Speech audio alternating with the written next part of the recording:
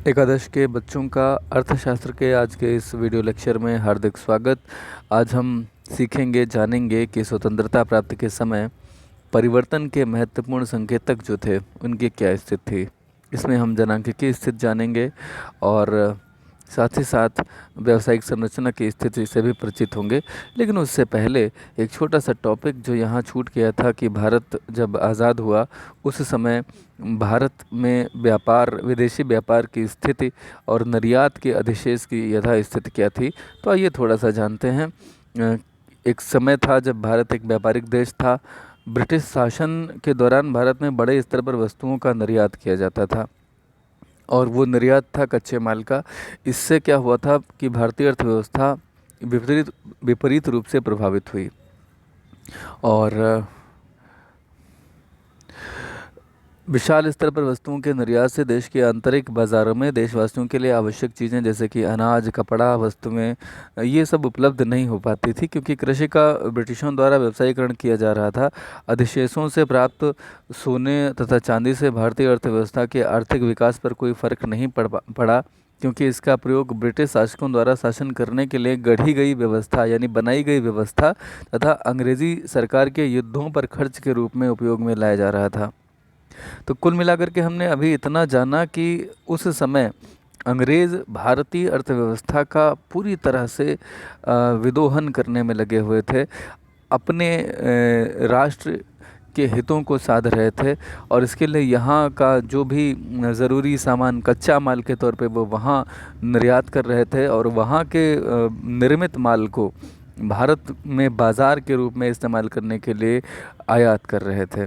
जो पैसा सोने तथा चांदी से अधिशेषों से प्राप्त होता था उसका भी उपयोग वह अपने शासन को भारत में चलाने के लिए या युद्धों पर खर्च करने के लिए करते थे। तो उस समय देश की स्थिति, अर्थव्यवस्था की स्थिति कैसी थी, आइए हम जानते हैं कुछ बिंदुओं के माध्यम से। विदेशी व्यापार हेतु तो आयात निर्यात की वस्तुएं औपनिवेशिक सरकार द्वारा अपनाई गई वस्तु उत्पादन, बाजार और सीमा शुल्क की प्रतिबंधकारी नीतियों का भारतीय विदेशी व्यापार पर प्रतिकूल प्रभाव पड़ा। इसके परिणाम स्वरूप ही भारत में कच्चे माल जैसे कपास, चीनी, नील, ऊंट, पटसन आदि का निर्यात किया जाता था, जिससे वह इन कच्चे उत्पादों का निर्यातक बनकर रह गया तथा इंग्लैंड के कारखानों में बनी हल्की मशीनें व अंतिम उपभोक्ता वस्तुएं जैसे रेशमी और ऊनी वस्त्रों का आयात किया जाने लगा। ऐसी वस्तुओं का भारत आयातक देश बन गया। तो एक तो आपने ये जाना कि भारत में जो निर्यात होता था वो कपास, चीनी, नील, ऊंट, पटसन आदि का होता था और रेशमी व ऊनी वस्त्रों का आयात होने लगा। यही अंग्रेज़ों को सूट करता था। दूसरा, व्यापार में आयात निर्यात की स्थिति क्या थी कि भारत में स्वतंत्रता से पूर्व विदेशी व्यापार सीमित अवस्था में ही किया जाता था। भारत में उस समय सन 1934 के आयात निर्यात में लगभग रुपये 186 करोड़ का विदेशी व्यापार किया जाता था और इसी प्रकार आगे के वर्षों में भी भारत के विदेशी व्यापार में कई उतार चढ़ाव देखने को मिले। तीसरी बात है विदेशी व्यापार हेतु संबंधित देश। तो भारत का सर्वाधिक आयात निर्यात इंग्लैंड के ही साथ होता था, लगभग आधे से भी ज़्यादा, और कुल निर्यात 34% तथा कुल आयात का 31% ये था।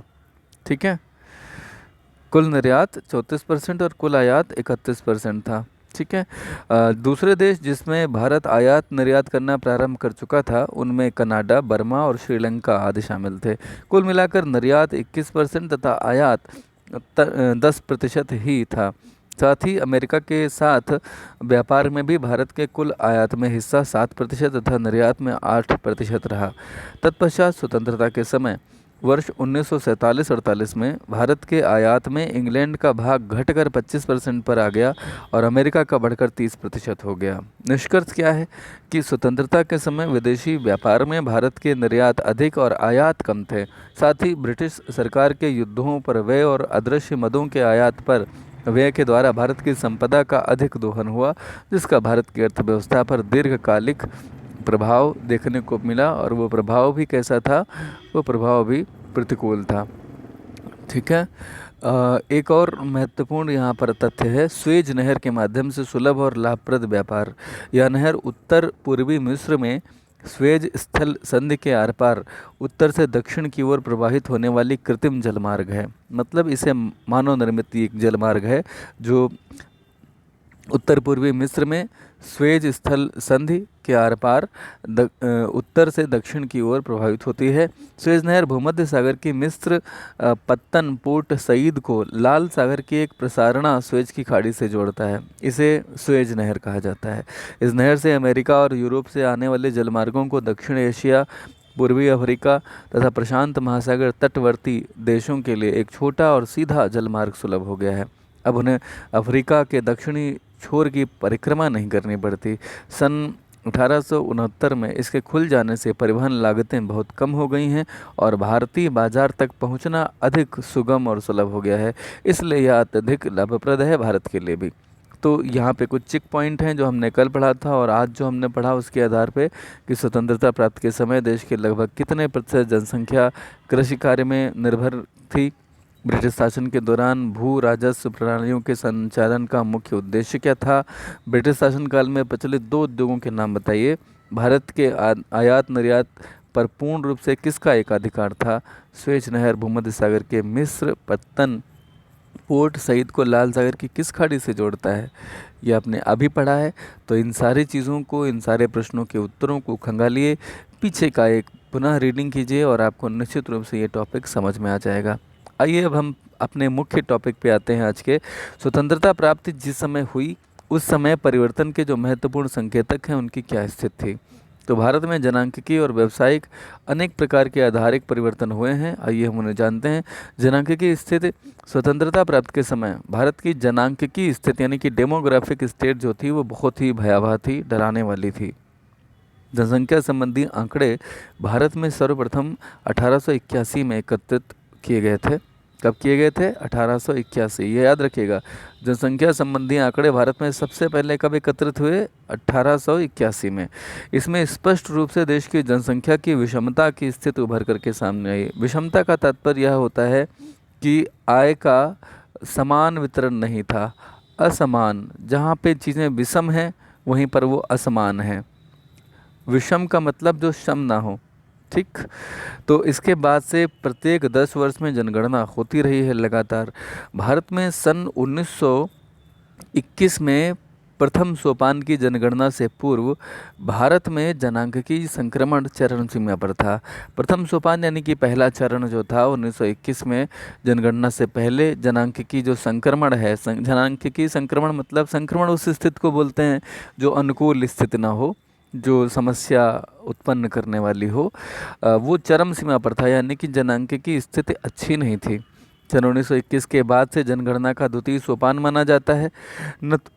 न तो भारत की जनसंख्या विशाल थी और ना ही उसकी समृद्धि दर बहुत अधिक थी। अतः 1921 को जनांकिकी संक्रमण के प्रथम से द्वितीय सोपान की ओर संक्रमण का विभाजन वर्ष माना जाता है। यानी कि 1921 तक प्रथम सोपान था और 1921 के बाद से द्वितीय सोपान की ओर हम आगे बढ़े। ठीक है, अब हम थोड़ा सा और आगे बढ़ते हैं। ब्रिटिश शासन के दौरान जनांकिकी स्थिति की जो स्थितियां थीं वो क्या थी। सबसे पहले साक्षरता का निम्न प्रतिशत था। इस बात को बहुत ध्यान से समझें और सीखें और सीखते चलें कि जब हम आज़ाद हो रहे थे, आज़ादी के ठीक ठीक पहले भारत में साक्षरता दर केवल 16% थी। महिलाओं की साक्षरता दर मात्र 7% थी। जीवन प्रत्याशा दर की अगर हम बात करें, पहले तो ये जाने कि जीवन प्रत्याशा दर से तात्पर्य क्या है कि एक व्यक्ति के जीवन जीने की औसत आयु क्या होगी, यही जीवन प्रत्याशा दर है। तो स्वतंत्रता प्राप्ति के समय जन्म व मृत्यु दर जो थी, शिशु मृत्यु दर जो थी वह बहुत ऊंची थी। जीवन प्रत्याशा दर मात्र 32 वर्ष थी, यानी कि औसत भारतीय केवल 32 वर्ष तक जिया करता था। साथ ही उस समय शिशु मृत्यु दर आपको पता है 218 प्रति हजार पाई जाती थी। यानी कि यदि 1000 बच्चे जन्म लेते थे तो उसमें से 218 की मृत्यु हो जाया करती थी। आप सोचिए कितनी भयावह स्थिति थी। और संभवतः इसीलिए उस समय एक परिवार में कई कई बच्चे जनरली हुआ करते थे, क्योंकि उन्हें पता था कि अगर 4 बच्चे होंगे तो हो सकता है उसमें से 2 ही बचें या 1 ही बचे या एक तो मर ही जाएगा। क्योंकि अगर आप देखें, समझें ज़रा इस चीज़ को, ये लगभग 22% 21% है, 21.8% है ये। अपर्याप्त जनजीवन सेवाएं थीं। उस समय स्थिति ये थी कि जन स्वास्थ्य संबंधी सेवाएं बहुत ही अपर्याप्त मात्रा में उपलब्ध थीं, जिनके परिणाम स्वरूप अनेक संक्रमण रोगों का भी प्रकोप फैला करता था। समय समय पे प्लेग है, डेंगू है, ये सब बीमारियां फैला करती थीं। तो स्पष्ट रूप से हम कह सकते हैं कि ब्रिटिश शासनकाल के दौरान भारत में गंभीर निर्धनता व्याप्त थी, जिसके परिणाम स्वरूप जनसंख्या की स्थिति निरंतर खराब होती चली गई। आधारिक संरचना की स्थिति अगर हम बात करें, आधारिक संरचना का मतलब होता है बिजली, पानी, सड़क वगैरह इनकी स्थिति, यानी कि आधारभूत इंफ्रास्ट्रक्चरल स्टेट क्या थी। तो ब्रिटिश सरकार ने अपने हितों को भले ही ध्यान में रखकर आर्थिक विकास के क्षेत्र में आधारभूत संरचना का विकास किया हो, लेकिन आज़ादी के पश्चात इस आधारभूत संरचना का देश की आर्थिक प्रगति में योगदान काफ़ी रहा। ये एक ऐसा प्लस पॉइंट रहा है भारत के लिए अंग्रेज़ों के आने के बाद और उनकी उपस्थिति से, जिसे हम नकार नहीं सकते। हालांकि ये उन्होंने अपने ही हितों को ध्यान में रख के किया, लेकिन उनके द्वारा निर्मित रेलवे, सड़क, बंदरगाह, संचार के साधन जिसमें डाक और तार आता है, आदि ने देश के विकास में दीर्घकालिक साधन के रूप में काफ़ी काम किया। स्वतंत्रता प्राप्त के समय भारत की आधारिक संरचना को हम निम्न प्रकार से समझ सकते हैं। सड़कों का निर्माण। ब्रिटिश शासन ने भारत में पूर्व सड़कों को हटाकर नई सड़कों का निर्माण स्वयं के हित में कराया, जिससे देश में उनकी सेनाओं के आने जाने में सरलता प्राप्त हो जाए। साथ ही भारत से निर्यात किया जाने वाला कच्चा माल आसानी से निकटतम रेलवे स्टेशन तक पहुंचाया जा सके। ब्रिटिश शासकों ने केवल अपने उपयोग में आने वाले मार्गों का निर्माण कराया। जैसे ग्रामीण क्षेत्रों तक माल पहुँचाने वाले समस्त मार्ग कठिनाई से भरे होते थे, उसके सुधार के लिए उन्होंने कोई कार्य नहीं किया। अतः प्राकृतिक आपदाओं और अकाल आदि की स्थिति में ग्रामीण वासियों का जीवन अत्यंत कष्टमय हो जाता था। हालांकि इससे लोगों को अधिक लाभ भी हुआ। किससे? जो उन्होंने अन्य सड़कें बनाई, उससे लोगों को लाभ हुआ। ठीक है। रेल परिवहन की स्थापना। भारत में ब्रिटिश शासनकाल में ही सन 1850 में रेलों का उपयोग परिवहन के साधन के रूप में आरंभ हुआ, जो कि ब्रिटिश शासकों का भारत में एकमात्र महत्वपूर्ण योगदान था। रेलों के निर्माण ने भारत को दो तरीकों, लोगों को आसानी से लंबी यात्राएं करने और कृषि के व्यवसायीकरण को बढ़ाकर, ये दो तरीकों से प्रभावित किया। परंतु कृषि का व्यवसायीकरण भारत की अर्थव्यवस्था के लिए विपरीत ही साबित हुआ, क्योंकि इससे देश का निर्यात तो अवश्य बढ़ा, परंतु इसके लाभ से भारतवासी सदैव वंचित रहे, क्योंकि सिर्फ और सिर्फ कच्चे माल का निर्यात होता था और वहाँ से निर्मित माल का आयात होता था। किंतु दीर्घकालिक लाभ की दृष्टि से यह महत्वपूर्ण ही साबित हुआ। जलमार्गों का भी निर्माण हुआ। इसी के साथ ब्रिटिश शासनकाल में आंतरिक व्यापार और समुद्री जलमार्गों के विकास को भी बढ़ावा मिला, लेकिन ये संतोषजनक स्थिति नहीं थी। उड़ीसा की तटवर्ती नहर को देखने से ज्ञात होता है कि यह अत्यंत अलाभकारी थे। इस नहर का निर्माण कार्य सरकारी कोष से किया गया था, फिर भी यह रेल मार्गों से कमज़ोर साबित हुई और इसके अतिरिक्त यह भारतीय अर्थव्यवस्था के विकास की दृष्टि से भी महत्वपूर्ण साबित हुआ। एक दृष्टि तक तो हुआ। ठीक है। इसके अलावा हम कुछ बातें और इसमें जानते हैं। संचार की सुविधाएं। आप सभी लोग जानते हैं कि भारत में उस समय तार व्यवस्था आरंभ की गई। वो अत्यंत महंगी थी। जहां उसकी स्थापना का उद्देश्य मात्र कानून व्यवस्था बनाए रखना था, वहीं डाक सेवाएं जनता को निसंदेह रूप से लाभ पहुंचा रही थी, परंतु वह बहुत ही अपर्याप्त मात्रा में उस समय तक उपलब्ध थी। लेकिन फिर भी देश की जनता को उससे लाभ हुआ। अब बात करते हैं व्यावसायिक संरचना की स्थिति। ये तो रही सड़क और जल परिवहन और डाक तार की स्थिति। अब हम बात करते हैं व्यावसायिक संरचना की स्थिति। स्वतंत्रता के समय ब्रिटिश सरकार की नीतियों का प्रभाव व्यावसायिक संरचना पर भी पड़ा। हालांकि इसके सकारात्मक प्रभाव भी देखने को मिले। लोगों का योगदान विभिन्न क्षेत्रों में देखा गया। ठीक है। व्यावसायिक संरचना को विस्तार से अगर देखना है तो इस तरह से समझेंगे कि ब्रिटिश शासनकाल में व्यावसायिक संरचना के अनुपात में विशेष अंतर नहीं था, अर्थात कृषि उस समय का सबसे बड़ा व्यवसाय था। जिस समय देश की जनसंख्या का एक बड़ा भाग, लगभग 70 से 75% जनसंख्या कार्यरत थी, वहीं विनिर्माण कार्यों तथा सेवा क्षेत्र में 10% तथा 15 से 20% लोगों को ही रोजगार उपलब्ध था। यानी कि नौकरियां केवल 15 से 20% लोग ही कर पा रहे थे। 70 से 75% लोग कार्यरत थे, लेकिन वो कहाँ कार्य करते थे? खेतों में काम करते थे। 10% लोग जो है वो विनिर्माण कार्यों में या सेवा क्षेत्र में व्यापार में लगे हुए थे। ठीक। दूसरी जो महत्वपूर्ण बात, स्वतंत्रता के समय बम्बई तथा बंगाल के कुछ क्षेत्रों तथा मद्रास प्रेसिडेंसी, जिसमें तमिलनाडु, आंध्र प्रदेश, कर्नाटक और केरल प्रांत के क्षेत्र आते हैं, इनकी कृषि क्षेत्र पर निर्भरता कम हो रही थी और विनिर्माण व सेवा क्षेत्रों में इनकी निर्भरता अधिक पाई गई। जबकि इसी समय पंजाब, उड़ीसा, राजस्थान आदि राज्यों में कृषि पर लोगों की निर्भरता व कार्यशीलता में वृद्धि देखी गई। यह क्षेत्रीय विषमताओं में वृद्धि की एक विलक्षण स्थिति है, ये उसी को दर्शाता है। चलिए थोड़ा सा हम ये भी जानें कि अंग्रेज़ आए, उन्होंने अनेकानेक अत्याचार किए देश पर, देश को लंबे समय तक गुलामी का दंश उनकी उपस्थिति से झेलना पड़ा, लेकिन फिर भी क्या अंग्रेज़ों के यहाँ आने से भारतीय अर्थव्यवस्था में कोई सकारात्मक योगदान भी हुआ है? आइए इसकी पड़ताल करते हैं। विभिन्न ब्रिटिश साम्राज्य की नीति जो थी, ब्रिटिश साम्राज्य की जो नीतियाँ थीं भारतीय अर्थव्यवस्था में कुछ सकारात्मक योगदान भी करती नजर आती हैं। कुछ बिंदुओं से हम इसे जानते हैं। सबसे पहली बात कि कृषि के व्यवसायीकरण से कृषि उत्पादन में थोड़ा सा सुधार हुआ, यानी कि प्रति एकड़ उत्पादन जो है वो इम्प्रूव हुआ। दूसरा, ब्रिटिश पूंजी निवेश से देश में उत्पादन की नई प्रणाली का भी विकास हुआ, यानी कि अंग्रेज़ों की यहाँ पूंजी लगी तो उत्पादन की कुछ नई नई प्रणालियाँ धीरे धीरे उपयोग में आती गईं और विकसित होती गईं। औद्योगिक नीति से निजी औद्योगिक निवेश क्षेत्रों को प्रोत्साहन मिला, जो आगे चलकर काफ़ी महत्वपूर्ण साबित हुआ आज़ादी के बाद। चौथा, नीतियों का ही परिणाम रहा कि आधुनिक बैंकिंग, बीमा, वित्त व्यवस्था आदि का सूत्रपात हो सका। आधारिक संरचना ये सबसे महत्वपूर्ण है। रेलवे, जलमार्ग, डाक और तार सेवा, इनके विकास से नवीन तकनीकी विकास को भी प्रोत्साहन मिला। तो ये अर्थव्यवस्था पर काफ़ी इसका अच्छा प्रभाव रहा। स्वतंत्रता प्राप्त के समय भारतीय अर्थव्यवस्था की प्रकृति क्या थी, आइए एक निष्कर्ष के रूप में इसे समझ लेते हैं।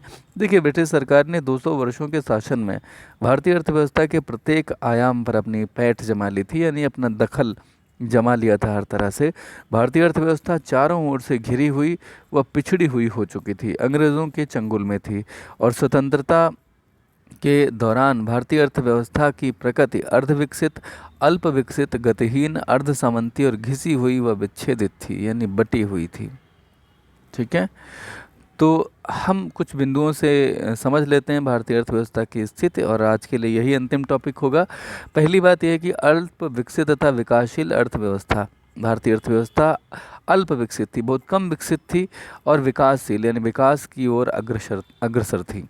स्वतंत्रता प्राप्त के समय भारत की अर्थव्यवस्था अल्प विकसित थी और विकासशील अर्थव्यवस्था के रूप में जानी जाती थी। दरअसल विकासशील अर्थव्यवस्था वह अर्थव्यवस्था होती है जिसमें आर्थिक विकास अपनी आरंभिक अवस्था में होता है तथा देश में प्राकृतिक और मानवीय संसाधनों की बहुलता के होते हुए भी विकास की दर जहाँ पे कम होती है, उसी को हम विकासशील अर्थव्यवस्था बोलते हैं।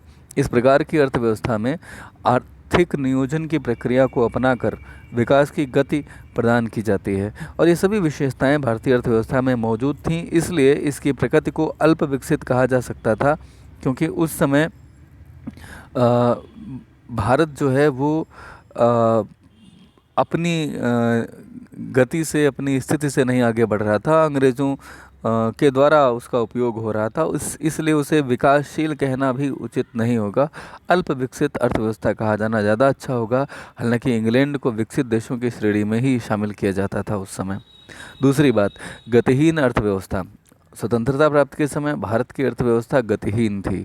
गतिहीन यानी कि जिसमें कोई गति ना हो, जो आगे ना बढ़ रही हो। गतिहीन अर्थव्यवस्था से तात्पर्य वही है कि जिसके अंतर्गत किसी देश की वास्तविक राष्ट्रीय आय और प्रति व्यक्ति आय में एक लंबे समय तक कोई वृद्धि दर्ज न की जाए, वही गतिहीन अर्थव्यवस्था मानी जाती है। एक और बात थी, बार बार शब्द आता है, अर्धसामंती अर्थव्यवस्था। थोड़ा सा जानिए कि स्वतंत्रता के समय भारतीय अर्थव्यवस्था पूर्ण रूप से ना तो पूंजीवादी थी और ना ही सामंतवादी अर्थव्यवस्था थी, इसीलिए इसे अर्ध सामंती कहा गया। अब इसका तात्पर्य क्या है कि स्वतंत्रता के समय भारतीय अर्थव्यवस्था ना तो निजी क्षेत्र के नियंत्रण में थी और ना ही सरकारों यानी कि राजाओं के अधीन में थी। जो सामंत होते थे वो एक तरह से एक या दो गांव के राजा हुआ करते थे, सामंत।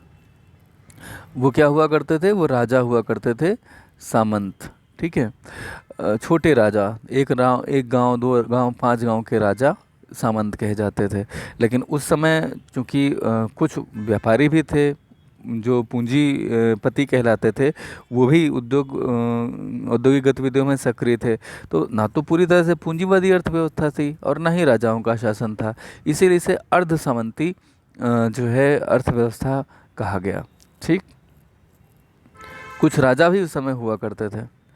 तो यहाँ तक आपने ये बात समझी। कुछ और पॉइंट्स भी हैं, 2-3 पॉइंट्स। घिसी हुई अर्थव्यवस्था, स्वतंत्रता के दौरान भारतीय अर्थव्यवस्था एक घिसी हुई अर्थव्यवस्था बन गई थी। इसका मतलब क्या है कि संसाधनों का निरंतर उपयोग किए जाने से घिसावट या टूट फूट हो जाती थी और अंग्रेजों द्वारा भारत को लूटकर इस अवस्था में लाकर खड़ा कर दिया गया था जहां से अर्थव्यवस्था की आर्थिक स्थिति में सुधार करने के लिए आधारभूत चीज़ें भी उपलब्ध नहीं थी। यदि उनमें घिसावट या टूट फूट को दूर करने की कोई व्यवस्था नहीं की जाए तो हम ऐसी अर्थव्यवस्था को घिसी हुई अर्थव्यवस्था कह सकते हैं। अंग्रेज़ों ने उसको मेंटेन करने के लिए, उसकी क्षतिपूर्ति करने के लिए कोई प्रयास नहीं किए। विच्छेदित अर्थव्यवस्था, जब भारत देश को 1947 में स्वतंत्रता प्राप्त हुई तब भारत की देश की अर्थव्यवस्था का विभाजन 2 देशों में कर दिया गया था, विच्छेदित कर दिया गया, बांट दिया गया। एक ऐसी अर्थव्यवस्था जो 2 टुकड़ों में बांट दी गई। इस विभाजन ने देश की अर्थव्यवस्था को अस्त व्यस्त कर दिया और इसी वजह से इसे विच्छेदित अर्थव्यवस्था भी कहा जाना चाहिए। तो इसी के साथ बच्चों ये अध्याय पूरा होता है। इस पूरे अध्याय को एक नज़र में देखने के लिए इन बिंदुओं को अवश्य पढ़ें। इसके पश्चात एनसीईआरटी के कुछ फोल्डर्स हैं जिनमें बहुत महत्वपूर्ण बातें हैं, आपको इनकी एक रीडिंग अवश्य करनी है और अगर इनमें कहीं पे भी आपको कोई समस्या है तो ज़रूर पूछना है। ध्यान से इसे पढ़ लीजिए। कुछ परीक्षा अभ्यास के लिए यहाँ पे कुछ प्रश्न दिए गए हैं। इन प्रश्नों के उत्तरों को ढकिए और स्वयं पहले इनके उत्तर दीजिए, फिर चेक कीजिए कि आपके कितने उत्तर सही हो रहे हैं। जो उत्तर आपके गलत हो जाएं उन्हें अपनी नोटबुक में ज़रूर स्थान दीजिए। जो सही हो रहे हैं उनमें तुक्का मत लगाइएगा, जिनमें आप 100% श्योर हैं उन्हें आप छोड़ सकते हैं।